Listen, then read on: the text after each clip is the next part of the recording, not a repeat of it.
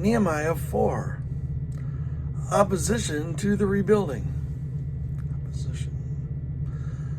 When Sanballat golly.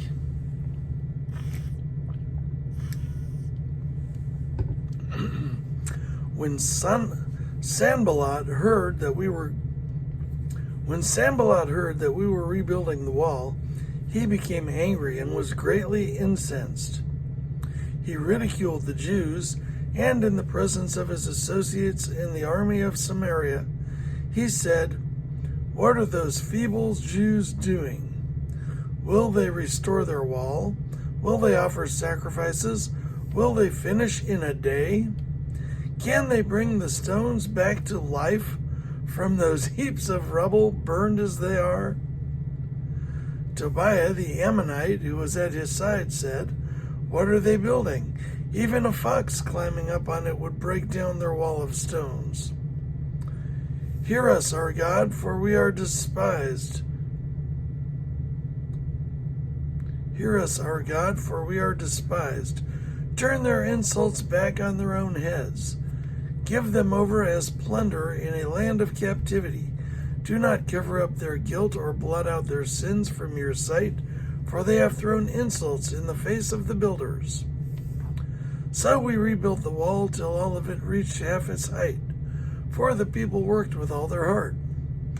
But when Sanballat, Tobiah, the Arabs, the Ammonites, and the people of Ashdod heard that the repairs to Jerusalem's walls had gone ahead and that gaps were being closed, they were very angry. They all plotted together to come and fight against Jerusalem and stir up trouble against it. But we prayed to our God and posted a guard day and night to meet this threat.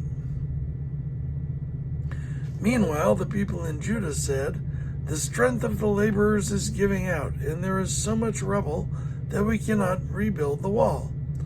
Also, our enemies said, before they know it or see us, we will be right where.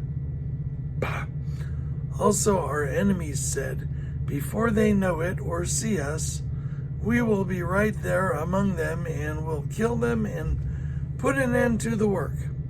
Then the Jews who lived near them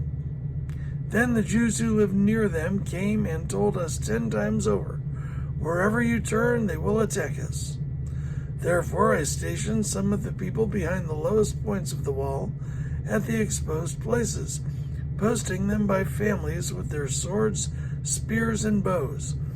After I looked things over, I stood up and said to the nobles, the officials, and the rest of the people, "Don't be afraid of them.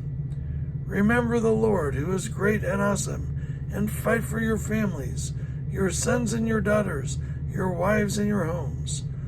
When our enemies heard that we were aware of their plot and that God had frustrated it, we all returned to the wall, each to our own work.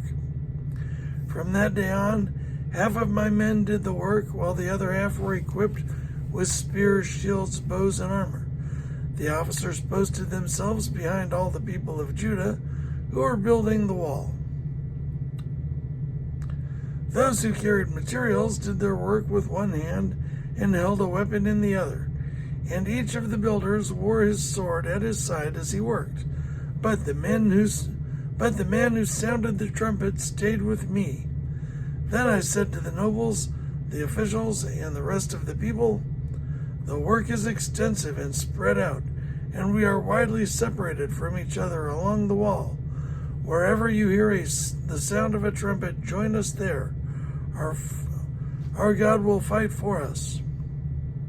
So we continued the work with half the men holding spears from the first light of dawn till the stars came out. At that time I also said to the people, "Have every man and his helper stay inside Jerusalem at night." Have every man and his helper stay inside Jerusalem at night, so they can serve us as guards by night and as workers by day. Neither I nor my brothers, nor my men, nor the guards with me Neither I nor my brothers, nor my men, nor the guards with me took off our clothes. Each had his weapon, even when we went for water.